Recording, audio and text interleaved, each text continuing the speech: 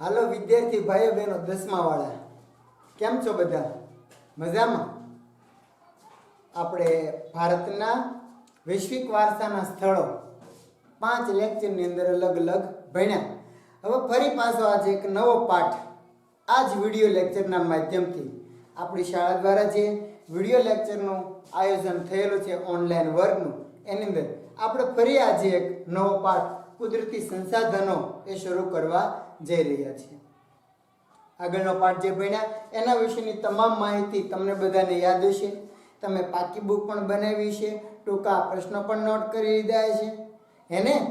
આ તો બધા કરી લીધા છે, હું એવું માનું છું, અને તમે બધા મહેનત પણ કરતા હશો. તો આજે આપણે છે સામાજિક વિજ્ઞાનની અંદર 8મો પાઠ કુદરતી સંસાધનો એના વિશેની માહિતી મેળવવાની છે. તમે બધા છે તમારી સાથે નોટ, પેન અને પાઠ્યપુસ્તક રાખશો, જેથી કરી અને બોર્ડની અંદર જે કાંઈ પણ કામ થાય એ તમારે લખતું રહેવાનું છે. બધા તૈયાર છો ને ભણવા માટે? તો આવો વિદ્યાર્થી ભાઈઓ બહેનો, આજે આપણે ધોરણ 10માં સામાજિક વિજ્ઞાનનો કુદરતી સંસાધનો 8મો પાઠ ભણીએ. સંસાધન દ્વારા માનવીની જરૂરિયાતો થોડા ઘણા અંશે કે પૂરેપૂરી સંતોષી શકાય. સંસાધનો દ્વારા માનવીની જે જરૂરિયાતો છે એ કાં તો થોડી ઘણી અને કાં સંપૂર્ણ રીતે છે એ સંતોષી શકાય. માનવીની જે જરૂરિયાતો છે એ સંસાધન વડે સંતોષી શકાય છે, પૂર્ણ કરી શકાય છે. કુદરતમાં હજારો તત્વો એવા પડેલા છે, પણ એને આપણે સંસાધન કહી શકીએ નહીં. સંસાધન એટલે કે માનવી છે એ પોતાની જીવન જરૂરિયાતની વસ્તુ માટે એનો ઉપયોગ કરે, તો એ બધા સંસાધનો છે. તો કુદરતની અંદર તો એવા હજારો તત્વો પડેલા છે, તો એ કાંઈ દરેકે દરેક તત્વોને આપણે સંસાધન ન કહી શકીએ. દરેકે દરેક તત્વોને આપણે સંસાધન ન કહી શકીએ. શા માટે? તો ભાઈ એ તત્વો છે એ સંસાધન ત્યારે કહેવાય કે જ્યારે માનવી એના વિશિષ્ટ જ્ઞાન કૌશલ્ય દ્વારા એ સંસાધનનો ઉપયોગ કરે. નકર તો કુદરતની અંદર ઘણા બધા તત્વો પડેલા છે, પણ એ બધા તત્વોને આપણે સંસાધન નહીં કહી શકીએ. એ તત્વો સંસાધન ત્યારે બનશે કે જ્યારે માનવી પોતાના બુદ્ધિથી, પોતાના વિશિષ્ટ જ્ઞાનથી એ જે તત્વો છે એને ઉપયોગમાં લે, પોતાના જીવન જરૂરિયાતની પૂર્તિ કરે, એની જરૂરિયાતો સંતોષે, ત્યારે એ તત્વ છે સંસાધન બનશે. સમજાય છે ને તમને બધાને? તો એ સંસાધન ક્યારે બને? કે વ્યક્તિ જ્યારે પોતાની જરૂરિયાત માટે એનો ઉપયોગ કરે, પોતાના જ્ઞાન થકી, પોતાના કૌશલ્ય થકી એ વસ્તુનો કે તત્વનો ઉપયોગ કરશે, ત્યારે એ સંસાધન બનશે. આગળ જોઈએ તો આમ કહી શકાય કે જે વસ્તુ છે એ ઉપર માનવી આશ્રિત કે નિર્ભર હોય, જેનાથી માનવીની જરૂરિયાતો પૂરી થાય અને માનવી પાસે તેનો ઉપભોગ કરવાની શારીરિક કે બૌદ્ધિક ક્ષમતા હોય, તો તેને કહેવામાં આવે છે સંસાધન. સંસાધનની એક શોર્ટ વ્યાખ્યા છે સમજવા માટેની. કેવી વ્યાખ્યા? ફરી વખત બોલું છું કે જે કોઈ પણ વસ્તુ ઉપર માનવી આશ્રય એનો આધાર રાખતો હોય, એના પર નિર્ભર હોય, પોતાની જરૂરિયાતો સંતોષી શકતો હોય, અને એ વસ્તુનો ઉપયોગ, એ તત્વનો ઉપયોગ કઈ રીતે કરવો એ માનવી પોતે જાણતો હોય, તો ત્યારે એ તત્વ, એ વસ્તુ, એ પદાર્થ એ સંસાધન બનશે. ત્યારે એ વસ્તુ કે તત્વ કે પદાર્થ એ શું બનશે? સંસાધન બનશે. આ મુજબ છે એ કોઈ પણ વસ્તુ છે એ માનવી જરૂરિયાતો પૂરી કરવા માટે ઉપયોગમાં લે, ત્યારે તે સંસાધન બની જાય છે. પ્રસ્તાવના છે પાઠની, આપણે પ્રસ્તાવના ભણી રહ્યા છીએ, એમાં સંસાધન કોને કહેવાય તે સમજાવવામાં આવ્યું છે. કોને કહેવાય સંસાધન? તો ભાઈ કુદરતમાં પડેલા તત્વો પૈકી એ તત્વોનો ઉપયોગ માનવી પોતાની જરૂરિયાતો પૂર્ણ કરવા માટે ઉપયોગમાં લે, એના પર એ આશ્રય રાખતો હોય, એના પર એ નિર્ભર હોય, એના વિના ન ચાલતું હોય, એનો ઉપયોગ માનવીએ પોતાની બુદ્ધિ અને આવડતથી શોધી કાઢ્યો હોય, ત્યારે એ વસ્તુ કે પદાર્થ કે કોઈ તત્વ એ સંસાધન બને છે અને એના માધ્યમથી માનવી છે એ પોતાની જરૂરિયાતો પૂર્ણ કરી શકે છે, એનો ઉપયોગ કરી શકે છે, ત્યારે તે વસ્તુ પદાર્થ કે તત્વ એ સંસાધન બને છે. આગળ જોઈએ, પ્રાચીન સમયમાં જમીનમાં દટાયેલા ખનિજો એની માનવીને જાણકારી ન હતી ત્યારે તે સંસાધનો નહોતા, પણ આજે જ્યારે તેનો ઉપયોગિતા અને એના ખનન પ્રવિધિઓના વિકસવાથી માનવ જીવન માટે તે જરૂરી બન્યા છે. આ સંસાધનોનું નિર્માણ થોડા સમયમાં થયું નથી. કુદરતી રીતે સંસાધનોનું નિર્માણ થવા માટે લાખો વર્ષોની પ્રક્રિયા પૃથ્વીના પેટાળમાં પૃથ્વીના ભૂગર્ભની અંદર થઈ છે અને ત્યારે એ સંસાધન બન્યા છે. તો પ્રાચીન સમયમાં જ્યારે ભૌગોલિક પરિસ્થિતિઓ, જ્યારે કોઈ પૃથ્વીના પેટાળમાં એવી ભૂગર્ભિક ક્રિયાઓ બની, કોઈ ધરતીકંપ, કોઈ જ્વાળામુખી, કોઈ તોફાનના લીધે થઈ અને એ જ્યારે પૃથ્વી ઉપરના જે વનસ્પતિઓ હતા, પ્રાણીઓ, પશુઓ, મનુષ્ય બધા પૃથ્વીના પેટાળમાં દટાયા, એના પર અંદરની પ્રચંડ ગરમી અને દબાણના લીધે થઈને પ્રક્રિયા થઈ અને એ પ્રક્રિયાના પરિણામે સંસાધન બન્યા. તો પ્રાચીન સમયમાં જ્યારે દટાણેલું હતું પૃથ્વીના પેટાળમાં ત્યારે માનવીને ખબર નહોતી કે એનો ઉપયોગ કઈ રીતે કરવો.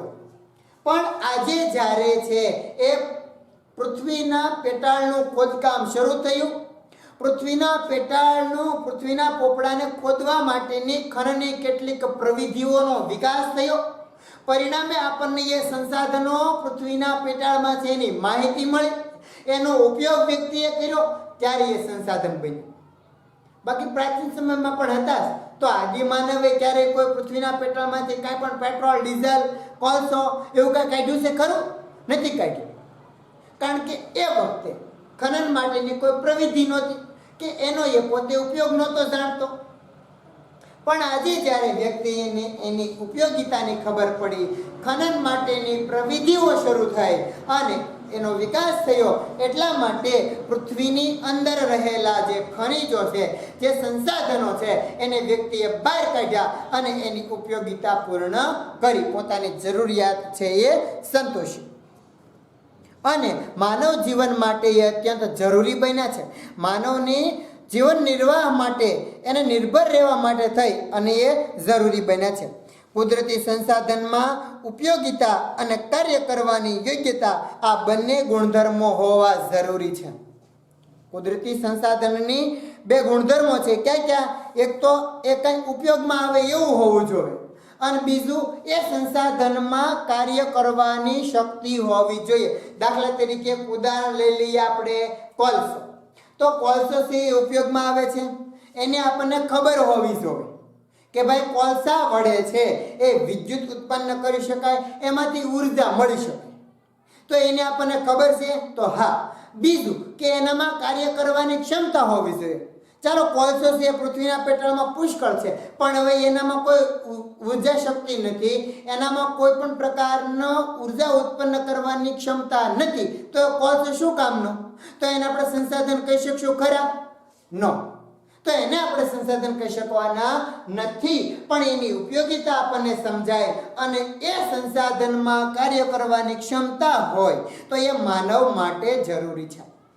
તો સંસાધનોના બે મુખ્ય ગુણધર્મો, એની ઉપયોગિતા અને કાર્ય કરવાની ક્ષમતા. કુદરત, માનવ અને સંસ્કૃતિ ત્રણેયની પરસ્પરની પ્રક્રિયા દ્વારા જ સંસાધન છે એનું નિર્માણ થયું છે, સંસાધનો છે એ બન્યા છે. એક તો કુદરત, તો ભાઈ પવન, પાણી, ગરમી, જમીન, બરાબર, એ બધું. પછી મનુષ્યો અને ત્રીજી વસ્તુ છે સંસ્કૃતિ. તો આ ત્રણેયની પરસ્પર અસર વડે જ આ બધા જે સંસાધનો છે એનું નિર્માણ થાય છે. તો પ્રસ્તાવનામાં આપણે જોયું, તમને બધાને પ્રસ્તાવનાથી ખબર પડી છે કે ભાઈ ખરેખર મનુષ્ય છે એનું પોતાનું જીવન સંસાધનો ઉપર જ નિર્ભર છે, સંસાધનો ઉપર જ એ ટકી રહેલો છે. સંસાધન કોને કહેવાય? તો ભાઈ માનવી પોતાની જરૂરિયાત માટે કોઈ પણ તત્વ પર આશ્રય હોય, નિર્ભર હોય, એની જરૂરિયાત પોતે સમજતો હોય અને ઉપયોગમાં છે એને લઈ શકાય અને માનવી પાસે એના ઉપયોગ કરવાની પૂરેપૂરી શારીરિક કે બૌદ્ધિક ક્ષમતા હોય તો એને સંસાધન કહેવાય. અને એ સંસાધન વડે છે એ વ્યક્તિ પોતાનું જીવન ચલાવી શકે છે. એ સંસાધન પૃથ્વીના પેટાળમાંથી નીકળે તો એનો ઉપયોગ કઈ રીતે કરવો, એની બૌદ્ધિક ક્ષમતા પણ આપણામાં હોવી જોઈએ, શારીરિક કાર્યક્ષમતા પણ આપણામાં હોવી જોઈએ. નહીતર તો પ્રાચીન સમયમાં આવા બધા સંસાધનો પૃથ્વીના પેટાળમાં દટાયેલા હતા જ, પણ આદિમાનવ કે કોઈ પણ માણસો એનો ઉપયોગ કરી શક્યા નથી. શા માટે? તો ભાઈ એને એના ઉપયોગની જાણકારી નહોતી અને એને બહાર કાઢવા માટેની ખનનની કોઈ પ્રવૃત્તિ નહોતી, ખનન કરવા માટેની કોઈ એવી યુક્તિઓ નહોતી. પણ વર્તમાન આધુનિક યુગની અંદર આ બધું શક્ય બન્યું છે ત્યારે માણસે છે એ સંસાધનનો ઉપયોગ શરૂ કર્યો છે. સંસાધન છે એ કુદરત, મનુષ્ય અને સંસ્કૃતિ એ ત્રણેયની પરસ્પરની જે પ્રક્રિયા છે એના દ્વારા નિર્માણ પામ્યું છે. તો તમને બધાને સંસાધન એટલે શું, સંસાધન કઈ રીતે નિર્માણ પામ્યા, એની બધી માહિતી તમને એનો ખ્યાલ છે એ મળી ગયો હશે. બરાબર? તો હવે છે એ આપણે ભણવાનું છે નેક્સ્ટ મુદ્દો, સંસાધનોના ઉપયોગ. આપણે પ્રસ્તાવનામાં ભણ્યા ને કે મનુષ્યનો ઉપયોગ કર્યો છે, સંસાધનોનો ઉપયોગ કર્યો છે. તો હવે આપણે ભણીએ કે સંસાધનોનો શું ઉપયોગ થાય છે, સંસાધનોનો કઈ રીતે ઉપયોગ કરવામાં આવે છે, મનુષ્ય માટે તે કેમ ઉપયોગી છે, મનુષ્ય તેનો કઈ રીતે ઉપયોગ કર્યો છે, એ હવે આપણે ભણવાનું છે. તો નેક્સ્ટ મુદ્દો છે સંસાધનોનો ઉપયોગ.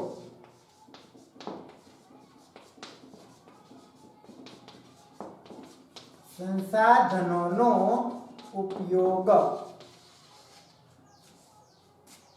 જોઈએ.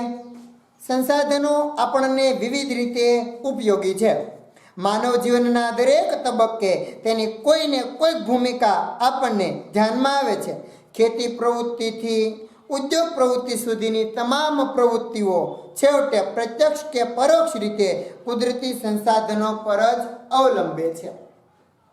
સંસાધનોનો ઉપયોગ આપણે ભણી રહ્યા છીએ.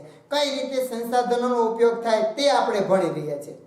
બરાબર? તો જોઈએ કે ભાઈ સંસાધનોનો ઉપયોગ કઈ રીતે થાય. તો ભાઈ ખેતી પ્રવૃત્તિ માટે થી લઈ અને ઉદ્યોગો માટે થઈ, ખેતીથી લઈ અને ઉદ્યોગો સુધીની તમામ પ્રવૃત્તિ એ પ્રત્યક્ષ રીતે કે પરોક્ષ રીતે સંસાધનો ઉપર આધાર રાખે છે, સંસાધનો આધારિત જ હોય છે.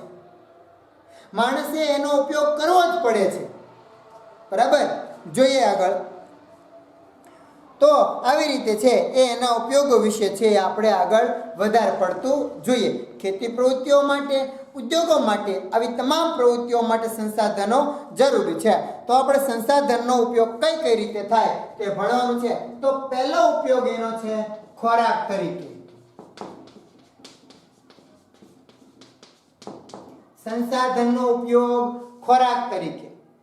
કઈ રીતે આપણે સંસાધનોને, કેવા કેવા સંસાધનોને માનવી ખોરાકમાં લે છે, પશુઓ પ્રાણીઓ ખોરાકમાં લે છે, પક્ષીઓ ખોરાકમાં લે છે, એના વિશેની માહિતી મેળવીએ. તો ભાઈ માનવીની ખોરાકની જરૂરિયાત વિવિધ સંસાધનોમાંથી જ પૂરી થાય છે. માનવીની જે ખોરાકની જરૂરિયાત છે, ખાધા વિના ચાલે છે? નથી ચાલતું. કોઈ પણને આપણું જીવન છે એ શક્તિ મેળવવા માટે, એનર્જી મેળવવા માટે થઈ અને ઉર્જા જરૂરી છે. આ ઉર્જા આપણને ખોરાકમાંથી મળે. અત્યારે તમે બધા બેઠા બેઠા વિડીયો જોવો છો, સાથે સાથે લખો છો, સાથે સાથે મગજને પણ થોડું કાર્યરત રાખો છો કે સંસાધન કોને કહેવાય, સંસાધનનો ઉપયોગ શું, સંસાધનો કઈ કઈ રીતે માણસને ઉપયોગમાં આવશે, બધું વિચારતા હશો. તો આ બધું તમે કરી રહ્યા છો, પણ એ તમે ખોરાક લીધેલો છે, બધા જમ્યા છો સવારમાં, બપોરે કે સાંજે ભર પેટ, અને પછી તમે આ બધું કરી શકો છો, દોડી શકો, સૂઈ શકો, કામ કરી શકો. આ બધું ખોરાકના લીધે કરી શકો. તો માનવીની જે ખોરાકની જરૂરિયાત છે એ સંસાધનમાંથી પૂરી થાય છે. આગળ જોઈએ કુદરતી રીતે થતા ફળો, ખેતી દ્વારા મળતા વિવિધ ખાદ્ય પાકો, પ્રાણીઓ દ્વારા મળતા જે દૂધ છે અને એની બનાવટો તથા માંસ, જળાશયોમાંથી મળતા માછલા અને અન્ય જળચરો તથા મધમાખી દ્વારા બનાવેલ મધ, આ બધી જે કુદરતી ખાદ્ય ચીજો છે એનો આપણે ખોરાક તરીકે ઉપયોગ કરીએ છીએ. આપણે ભણવાનું છે સંસાધનોનો આપણે ખોરાક તરીકે કેમ ઉપયોગ કરીએ, કઈ રીતે સંસાધનોને આપણે ખોરાક તરીકે ઉપયોગમાં લઈએ. તો જોઈએ કે ભાઈ એક તો કુદરતી રીતે થતા બધા ફળો. અત્યારે ઉનાળો છે તો કેરીની સિઝન છે, તો હું કે તમે કોઈ આંબા પર કેરીને લટકાવવા ગયા છીએ ખરા? નહીં ને, નહીં. તો એ કઈ રીતે બની? કુદરતી રીતે બની. તો દરેકે દરેક ફળો કઈ રીતે બને છે? કુદરતી રીતે બને છે ને. તમે બધા તરબૂચ બહુ ખાધા છે, વેલા ઉપર મોટા મોટા તરબૂચ થાય તો એ તરબૂચને હું કે તમે કોઈ બનાવવા ગયા ખરા? નો ડાઉટ તમે એને પાણી પાયું છે, એના માટે સિંચાઈ કરી છે, થોડી ઘણી મહેનત કરી છે, પણ તરબૂચ છે એ એમને બનતા નથી, એ કુદરતી રીતે બને છે. તો કુદરતી રીતે થતા તમામ ફળો છે એ બધા તો એક સંસાધનો છે, એનો આપણે ખોરાક તરીકે ઉપયોગ કરીએ. પછી ખાદ્ય પાકો, ઘઉં, બાજરી, તમામ અનાજ લઈ લો, કઠોળ લઈ લો, તેલીબિયા લઈ લો, ચા, ખાંડ, શેરડી, આ બધું તમે લઈ લો. તો એ બધું છે પણ કુદરતી પ્રક્રિયાને કારણે, કુદરતને લીધે થઈ અને નિર્માણ પામે છે. તો એ કુદરતી રીતે થતા પાકો, એનો પણ આપણે ખોરાકમાં ઉપયોગ લઈએ. કુદરતી રીતે થતા ફળો પણ આપણે ખોરાકમાં ઉપયોગમાં લઈએ. નેક્સ્ટ જોઈએ પાલતુ પ્રાણીઓ દ્વારા પ્રાપ્ત થતી દૂધ અને એની બનાવટો. ભેંસ, ગાય, બકરી, આ બધાનું જે દૂધ એનો આપણે ઉપયોગ કરીએ તથા એની બનાવટો, તો એ પણ આપણને કુદરતી રીતે જ મળે છે ને કે નહીં? એ આપણને કુદરતી રીતે મળે છે. તો એ પણ એક સંસાધન છે, કુદરતી સંસાધન. દૂધ, પાલતુ પ્રાણીઓમાંથી આપણને જે દૂધ આપે છે, દૂધ અને એની બનાવટો, એનો આપણે ખોરાકમાં ઉપયોગ કરીએ તો એ સંસાધન થયું ને કુદરતી, અને એનો આપણે ઉપયોગ કરીએ છીએ. નેક્સ્ટ જોઈએ માંસ. એ જે પ્રાણીઓ છે એના બધાના માંસ માંસાહારી લોકો ખાતા હોય છે, તો એનું જે માંસ છે એ પણ જળાશયોમાંથી મળતા માછલા અને અન્ય જળચરો. માંસ યાદ છે ને તમને બધાને? માંસાહારી આપણે ભણીએ છીએ રોજ ક્લાસમાં, તો અવારનવાર એની ચર્ચા કરતા હોઈએ. માંસાહારી શબ્દ તમારા માટે બધા માટે જાણીતો છે. ઓકે, તો આ જે જળચરો છે એ પણ માછલાનો ઉપયોગ છે લોકો કરતા હોય છે. તો આવી રીતે છે જળચરો, મધમાખી દ્વારા બનાવાયેલ મધ, આ બધું છે ખાદ્ય સામગ્રી તરીકે આપણે ઉપયોગ કરીએ છીએ. તો સંસાધનો તરીકે આપણે કઈ કઈ વસ્તુનો ઉપયોગ કરીએ ખોરાક તરીકે? તો અહીંયા આગળ જો હું લખું છું કે ભાઈ એક તો ફળ, ટૂંકું લખું છું, બરાબર. પછી ખાદ્ય પાકો, દૂધ અને તેની બનાવટો, માંસ, માછલા, જળચરો, મધ. તો આ બધા જે કુદરતી સંસાધનો છે એનો ઉપયોગ આપણે ખોરાક તરીકે કરીએ છીએ. આ બધા જે ટૂંકમાં સંસાધનો છે, બરાબર, એનો ઉપયોગ આપણે ખોરાક તરીકે કરીએ છીએ. ખોરાક તરીકે કોનો ઉપયોગ કરીએ? તો ફળ, ખાદ્ય પાકો, દૂધ અને તેની બનાવટો, માંસ, માછલા, જળચરો, વિવિધ દરિયાઈ અને મધ છે એનો ઉપયોગ આપણે ખાદ્ય પદાર્થ તરીકે કરીએ, ખાવા માટે કરીએ. તો આ બધા કુદરતી છે અને એ ખોરાક તરીકે એનો આપણે ઉપયોગ કરીએ છીએ. નેક્સ્ટ બીજું જોઈએ કાચા માલના સ્ત્રોત તરીકે. સંસાધનોનો ઉપયોગ બીજો છે કાચા માલના સ્ત્રોત તરીકે.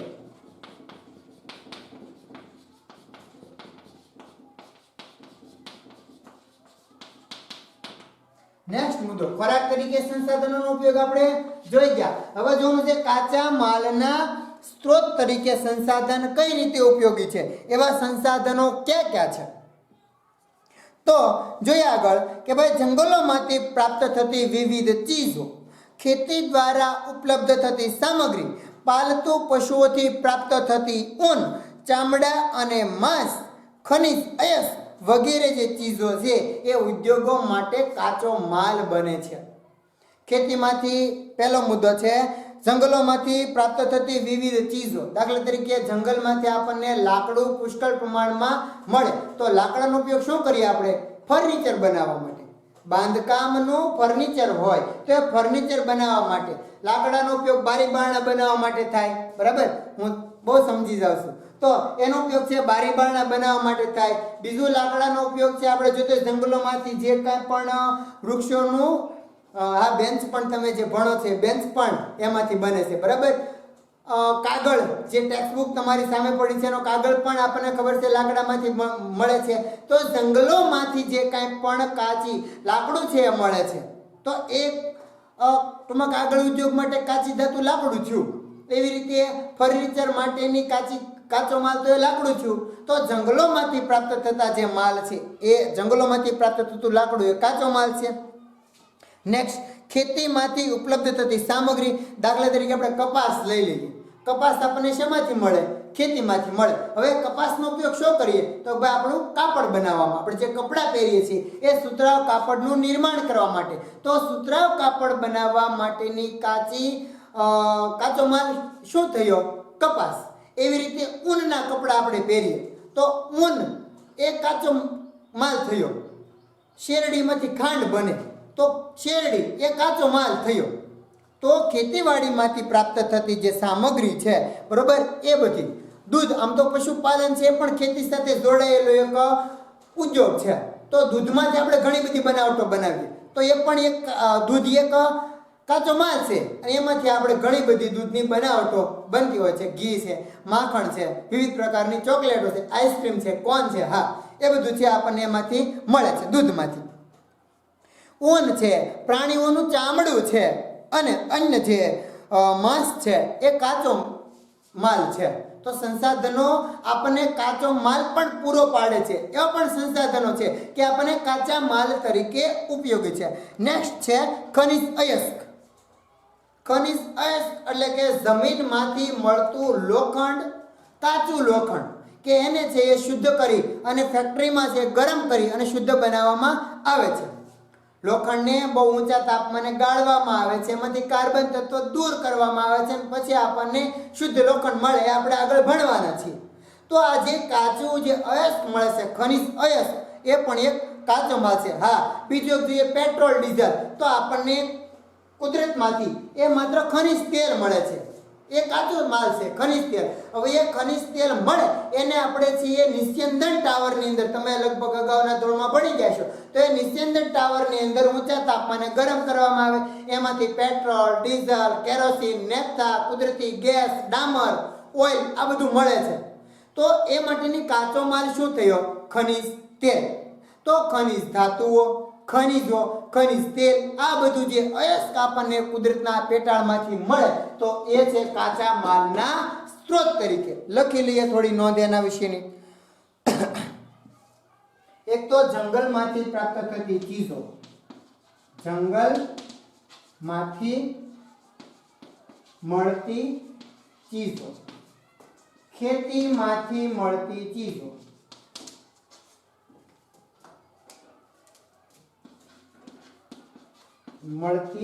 ચીજો, ઊન, ચામડું, માંસ. ફરી વખત આવ્યું છે ઉપર પણ માંસ ખોરાક તરીકે અને કાચા માલ તરીકે પણ માંસ અને ખનિજ અયસ્ક.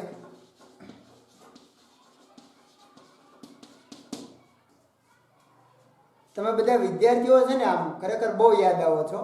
જ્યારે ક્લાસરૂમમાં આપણે ભણતા હોઈએ અને આમને જે ભણાવવું પડે છે ને ત્યારે એ ખરેખર તમે સામે બેઠા હો જે શિક્ષણ કાર્ય થતું હોય એવું તો વિડીયોના માધ્યમથી નથી જ થવાનું. અને તમે બધા સામે અરસપરસના વ્યવહારો દ્વારા, શૈક્ષણિક વ્યવહારો દ્વારા જે શિક્ષણ કાર્ય થતું હોય એ વિડીયોના માધ્યમથી તો ન થઈ શકે. પણ છતાંય હવે આ વાયરસની મહામારીના લીધે થઈ અને આપણે આ બધું કરવું પડે છે. તો એનો મતલબ તમારે મહેનત નથી કરવાની એવું નથી હો. બધાએ પુષ્કળ મહેનત કરવાની છે. અને 10મું છે ને તમારા ભવિષ્યનું, તમારી આગળની કારકિર્દીને બેઝ આપતું પાયાનું ધોરણ, તો એ 10મું છે. એટલે તમારામાં બહુ મહેનત કરવી પડશે, એટલે મહેનત કરજો તમે. તો આપણે ભણીએ છીએ સંસાધનોનો ઉપયોગ ખોરાક તરીકે જોયું, બરાબર. હવે બીજું છે કાચા માલના સ્ત્રોત તરીકે સંસાધન કેમ ઉપયોગમાં આવે, તો ભાઈ જંગલમાંથી મળતી ચીજો આપણે ભણી ગયા, લાકડું, ગુંદર, રાળ, લાખ, મધ, આ બધું આપણને કાચા માલ તરીકે, પછી એનો ઉપયોગ આપણે કરી. પછી છે ખેતીમાંથી મળતી વિવિધ ચીજો, તો બધા ધાન્ય પાકો, તેલીબિયા, શેરડી, એને આપણે કાચા માલ તરીકે, પછી એનો પ્રોડક્ટમાં ઉપયોગમાં કરી અને કાંઈક નવીન બનાવીએ. ઊન એ કાચો માલ છે, એને પછી આપણે છીએ એનો વસ્ત્ર બનાવીએ, એના છે ગાલીચા ને બધું બનાવીએ. ચામડું, એમાંથી બધા પગરખા ને બધું આપણે છીએ જ્યારે મોચીકામ વિશે ભણે ત્યારે ભણી ગયા, ચામડું કેવી રીતે ઉપયોગી છે, તો ચામડું એ કાચો માલ છે, બરોબર. તો એ માંસમાંથી ઘણું બધું બનતું હશે, બરાબર. પછી ખનિજ અયસ્ક છે, તો ખનિજ તેલ, ખનિજ કોલસો, આ બધું આપણે ભણ્યા, તો એ પણ એક કાચા માલના સ્ત્રોત તરીકે આપણને ઉપયોગી છે. નેક્સ્ટ છે શક્તિ સંસાધનો તરીકે. ત્રીજો મુદ્દો છે શક્તિ સંસાધનો તરીકે.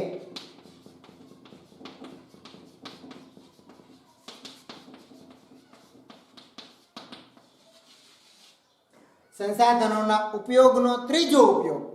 પહેલો ઉપયોગ છે ખોરાક તરીકે, બીજો ઉપયોગ છે કાચા માલના સ્ત્રોત તરીકે, અને ત્રીજો ઉપયોગ છે શક્તિ સંસાધનો તરીકે.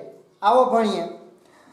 જંગલોમાંથી પ્રાપ્ત થતી એ બધું ચીજો છે કાચા માલના સ્ત્રોત તરીકે આપણે ભણી ગયા. આગળ જોઈએ શક્તિ સંસાધનો તરીકે, તો ભાઈ આપણે કોલસો, પેટ્રોલિયમ, કુદરતી વાયુ વગેરેનો ઈંધણ તરીકે ઉદ્યોગો અને ઘર વપરાશમાં બળતણ તરીકે ઉપયોગ કરીએ છીએ.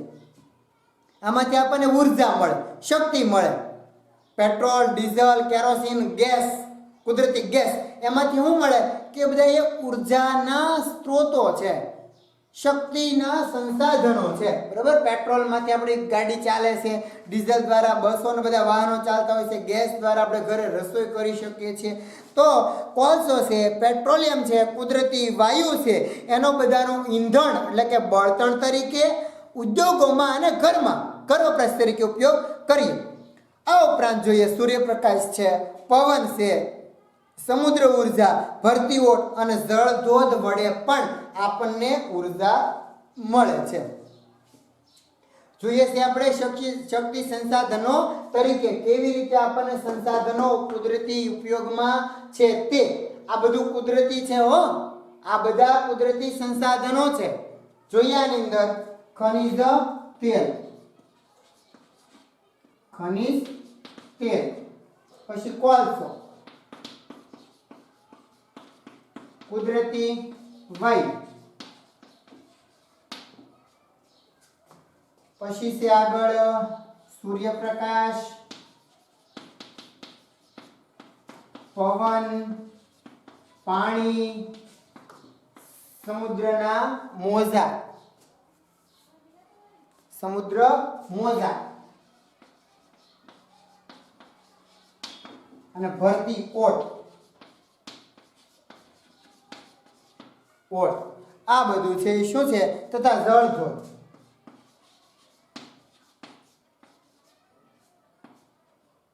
તો આ બધા જે છે એ શક્તિ સંસાધનો છે.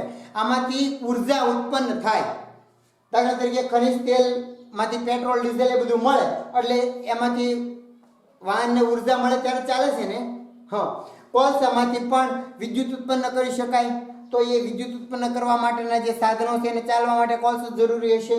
કુદરતી વાયુ, ગેસ છે, આપણે ઈંધણ તરીકે ઘરે ગેસ રસોઈ બનાવવા માટે ઉપયોગ કરીએ. સૂર્યપ્રકાશ દ્વારા, તો સૂર્યપ્રકાશ છે અને સોલાર પેનલ પર એનો છે સંગ્રહ કરીએ અને પછી છે એને રાંધી શકીએ. સૂર્ય કુકર તમે અગાઉ ભણી ગયા છો, સોલાર પેનલ, સોલાર સેલ, બરાબર. આ બધું તમે અગાઉના ધોરણમાં ભણી ગયા છો. પવન દ્વારા પવન ચક્કી ચલાવીને ઉર્જા મળી શકાય. પાણી દ્વારા, બરોબર, એ પણ ઉર્જા છે આપણને પ્રાપ્ત થાય. સમુદ્રના મોજા, ભરતી ઓટ દ્વારા પણ સામુદ્રિક ઉર્જા આપણને મળે અને જળધોધ દ્વારા ટર્બાઇન ચક્ર ફેરવી અને એના દ્વારા આપણને ઉર્જા મળે છે. તો સંસાધનોના ઉપયોગમાં 3 મુદ્દા કે ખોરાક તરીકે, કાચા માલના સ્ત્રોત તરીકે અને શક્તિ સંસાધનો તરીકે. ખોરાક તરીકે આપણે લઈએ છીએ ફળ, ખાદ્ય પાકો, દૂધ અને તેની બનાવટો, માંસ, માછલા, જળચરો, મધ, આ બધું ખોરાક તરીકે. કાચા માલના સ્ત્રોત તરીકે તો ભાઈ જંગલોમાંથી મળતી ચીજો, ખાદ્ય ખેતીમાંથી મળતી જે ચીજો છે એ ઊન, ચામડું, માંસ, ખનિજ, અયસ્ક, આ બધું છે કાચા માલ તરીકે આવે છે. અને શક્તિ સંસાધનો તરીકે ખનિજ તેલ, કોલસો, કુદરતી વાયુ, સૂર્યપ્રકાશ, પવન, પાણી, સમુદ્ર મોજા, ભરતી ઓટ અને જળધોધ, આ બધાનો આપણે શક્તિ સંસાધનો તરીકે ઉપયોગ કરીએ છીએ. તો આ થયા સંસાધનોના ઉપયોગ. યાદ રાખવાનું છે બધાએ ઉપયોગ કઈ કઈ રીતે કરીએ છીએ તે. સંસાધનો કોને કહેવાય, સંસાધનોનું નિર્માણ કેવી રીતે થયું, એ બધું તમારે યાદ રાખવાનું છે. હવે આપણે બીજા લેક્ચરની અંદર મળીએ ત્યારે આગળ છે સંસાધનોના પ્રકાર, સંસાધનોનું વર્ગીકરણ અને એ બધું ભણીશું. ત્યાં સુધી આ બધું છે તમારે યાદ રાખવાનું છે. આની નોંધ છે તમારે કરી લેવાની છે. ઓકે.